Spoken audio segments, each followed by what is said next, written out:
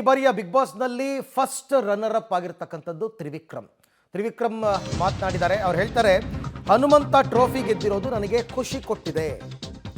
Public ಟಿವಿಗೆ ಮಾತನಾಡಬೇಕಾದ್ರೆ runner up Trivikram ಹೇಳಿಕೆ ಕೊಟ್ಟಿದ್ದಾರೆ. ಟ್ರೋಫಿ ಗೆದ್ದಿಲ್ಲ ಅಂತ ನನಗೆ ಬೇಸರ ಇಲ್ಲ, ಆದರೆ ಜನರ ಮನಸ್ಸನ್ನು ಗೆದ್ದಿದ್ದೇನೆ, ನನಗೆ ತುಂಬ ಸಂತೋಷವಾಗಿದೆ.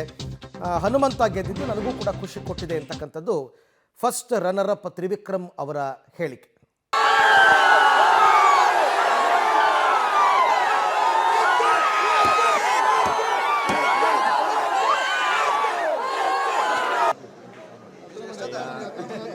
ಬಿಗ್ ಬಾಸ್ ಸೀಸನ್ 11ರ ಫಸ್ಟ್ ರನ್ನರ್ ಅಪ್ ಆಗಿರೋ ತ್ರಿವಿಕ್ರಮ್ ಅವರು ನಮ್ಮ ಜೊತೆಗಿದ್ದಾರೆ. ಬನ್ನಿ ಮಾತನಾಡ್ಸೋಣ.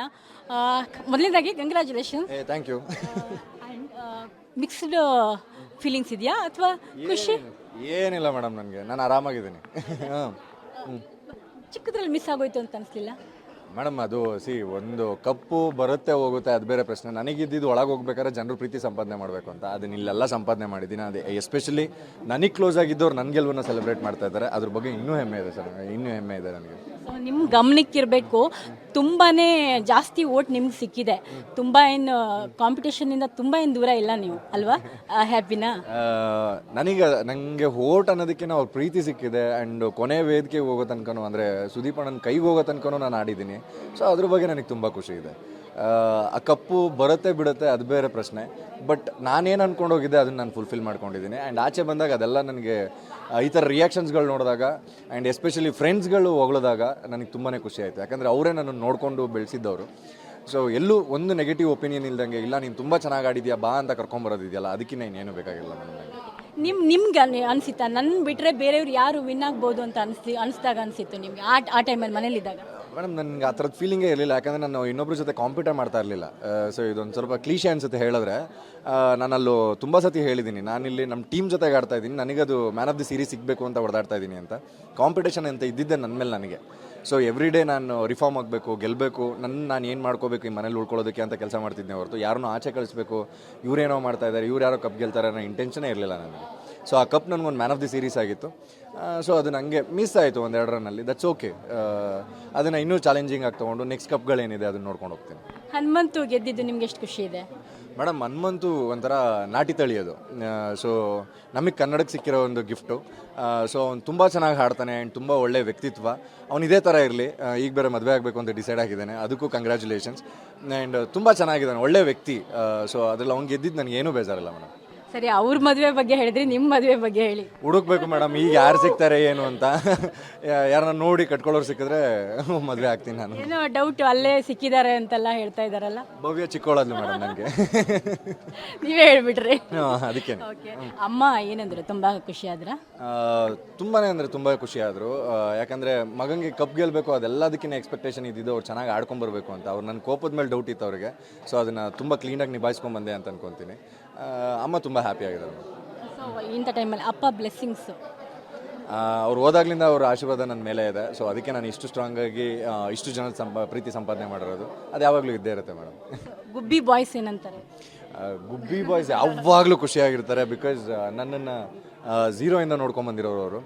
So they all happy. ಎಲ್ಲರೂ ಖುಷಿಯಾಗಿರ್ತಾರೆ. ಇನ್ನು ನಾಳೆ ಮೀಟ್ ಮಾಡೋಕೆ ಹೋಗಬೇಕು ಗುಬ್ಬಿಗೆ, ನೋಡೋಣ ಅಲ್ಲಿ ಹೆಂಗಿರುತ್ತೆ ರಿಯಾಕ್ಷನ್ಸ್ ಅಂತ.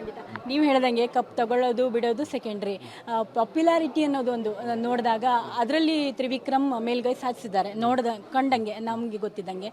ನೀವು ನೆಕ್ಸ್ಟ್ ಏನು ಪ್ಲಾನ್ಸ್ ಏನಿದೆ? ದೇವರಣ್ಣ ನನಗೇನು ಐಡಿಯಾ ಇಲ್ಲ ಮೇಡಮ್. ಈಗಿನೂ ಒಂದು ಬಾರ್ನ್ ಬೇಬಿ ಥರ ಆಚೆ ಕಾಲಿಟ್ಟಿದ್ದೀನಿ, ಇಷ್ಟೆಲ್ಲ ನಡೀತಾ ಇದೆ. ನೋಡೋಣ ಯಾವ್ದು ಫಸ್ಟ್ ಬರುತ್ತೆ, ಯಾವುದು ನನಗೆ ಸೂಟಬಲ್ ಅನಿಸುತ್ತೆ. ಸೊ ಅದನ್ನು ಮಾಡ್ಕೊಂಡು ಹೋಗೋಣ ಅಂತ ಅಷ್ಟೇ ಮೇಡಮ್. ಇಲ್ಲ, ಇವಾಗ ಸೀರಿಯಲ್ ಝೋನಿಂದ ಹಿಂದೆ ಇದ್ದರೆ ನೆಕ್ಸ್ಟ್ ಇನ್ನು ನಿಮ್ಮ ಫರ್ದರ್ ಒಂದು ಪ್ಲಾನ್ ಇರುತ್ತಲ್ಲ, ನಾನು ನೆಕ್ಸ್ಟ್ ಸ್ಟೆಪ್ ಯಾವ್ದು ಮಾಡ್ಬೋದು ಅನ್ನೋದ್ರಲ್ಲಿ ಇರುತ್ತೆ ಮೇಡಮ್. ದೇವರಾಣ ಹೇಳಬೇಕು ಅಂತಂದರೆ 120 ದಿವಸ ಒಳಗಿದ್ದು ಬಂದಮೇಲೆ ಇಲ್ಲೆಲ್ಲ ಬ್ಲ್ಯಾಂಕಾಗೆ ಕಾಣಿಸ್ತದೆ. ಕೇಕ್ ಹೊಸದು ಕಾಣಿಸ್ತಾ ಇದೆ, ಮೊಬೈಲ್ ಹೊಸದು, ಕ್ಯಾಮ್ರಾನೇ ಹೊಸದಾಗಿ ಕಾಣಿಸ್ತಾ ಇದೆ ನನಗೆ. ಸೊ ಇನ್ನೂ ಒಂದು ಸ್ವಲ್ಪ ಟೈಮ್ ತೊಗೊಂಡು ಯೋಚನೆ ಮಾಡಿ ಬರಬೇಕು ಈಗ ನಾನು. ಸರಿ, ಓಕೆ. ನೆಕ್ಸ್ಟ್ ನಾಳೆಯಿಂದ ಹೊಸ ಫ್ಯೂಚರು. ನಾಳೆ ಏನು ಪ್ಲಾನ್ ಇದೆ ನಿಮ್ದು? ಏನು ಎಲ್ಲಿ ಹೋಗಬೇಕು ಅಂತ? ಇನ್ನೂ ಫ್ರೆಂಡ್ಸ್ ಎಲ್ಲ ಹೇಳ್ತಾರ ಪ್ರಕಾರ ಊರಿಗೆ ಹೋಗಬೇಕು.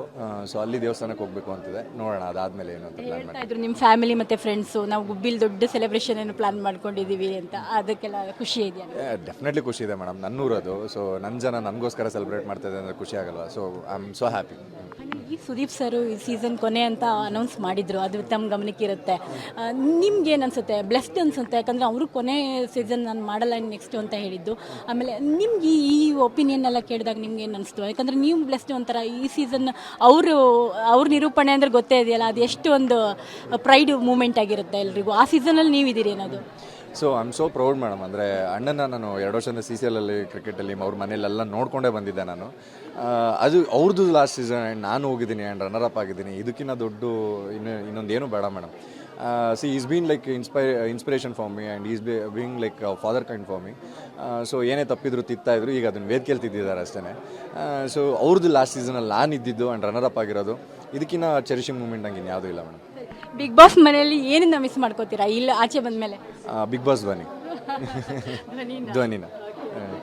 ಸರಿ, ಆಲ್ ದಿ ಬೆಸ್ಟ್. ನೆಕ್ಸ್ಟ್ ಫ್ಯೂಚರ್ಗೆ ಒಳ್ಳೆಯದಾಗಲಿ ನಿಮಗೆ. Thank you so much. Thank you so much ma'am, thank you so much, thank you. So ಇದು ತ್ರಿವಿಕ್ರಮ್ ಅವರ ಮಾತಾಗಿತ್ತು. ಕ್ಯಾಮ್ರಾ ಪರ್ಸನ್ ವಿನಯ್ ಜೊತೆ ಭಾರತಿ, ಪಬ್ಲಿಕ್ ಟಿವಿ.